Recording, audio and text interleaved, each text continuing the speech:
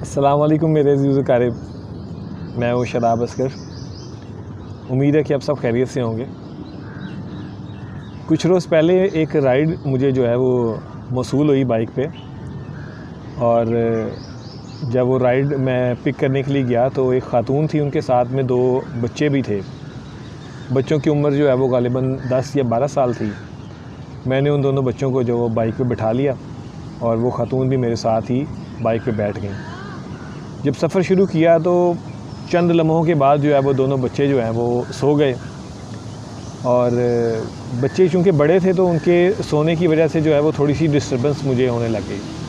तो मैंने उस बाजी से रिक्वेस्ट की कि आपके बच्चे जो हैं ये फ़ील हो रहा है कि काफ़ी थके हुए हैं, इस वजह से थोड़ी सी जैसी ठंडी हवा चली है बाइक की तो ये फ़ौरी तौर पे सो गए हैं, तो आपने इनको घर क्यों नहीं छोड़ा?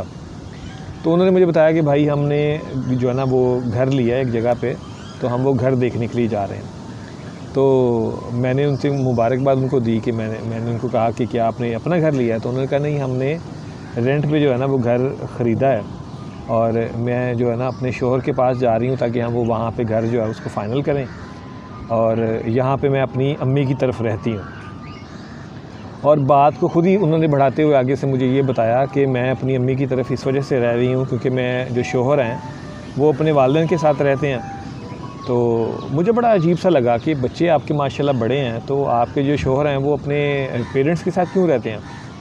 तो उन्होंने बताया कि उनके जो ससुर हैं, जो उस खातून के जो फादर इन लॉ हैं, उन्होंने घर में जो है वो कुछ कुत्ते पाल रखे हैं और उनको बड़ा प्यार है उन कुत्तों के साथ। तो उसकी वजह से जो है वो मैं जो है वो उनके साथ नहीं रह सकती। तो मज़ीद उन्होंने बात को आगे बढ़ाते हुए बताया कि जो कुत्ते हैं वो उनके ऊपर कोई पाबंदी नहीं है, कोई रोक टोक नहीं है।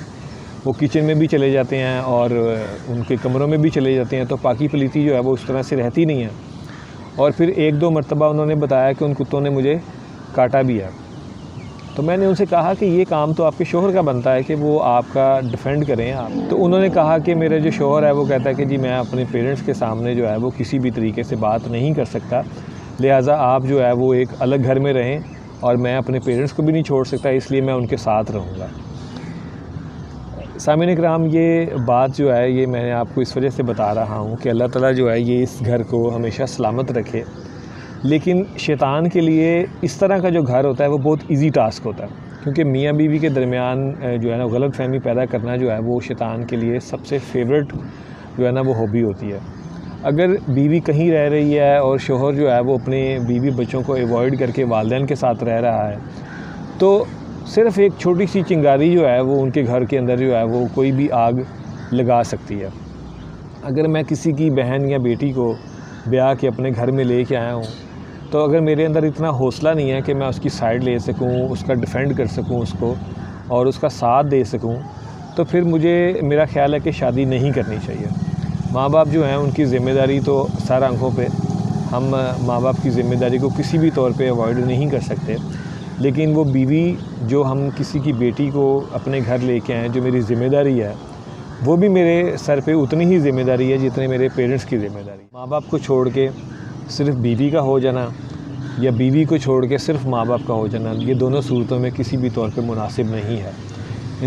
इस्लाम ने हमें मीज़ान कायम करने के लिए हुक्म दिया है कि हम अपनी बीवी बच्चों के साथ रहते हुए उनका नानुफ़्का भी पूरा करें और अपने माँ बाप के हुकूक़ भी पूरे करें। चलाएँ इस तरह से कि किसी भी सूरत में जो है वो इंसाफ़ का तराजू जो है वो ख़राब नहीं होना चाहिए। अल्लाह ताला से दुआ है कि अल्लाह ताला हमें इंसाफ़ करने की तौफ़ीक़ अता फ़रमाए। अपना और अपने साथ रहने वालों का ख्याल रखिएगा। अल्लाहुम्मा सल्ली अला सय्यिदिना व मौलाना मुहम्मद व अला आलिहि व सहबिही व बारिक वसल्लम व सल्लल्लाहु अलैहि।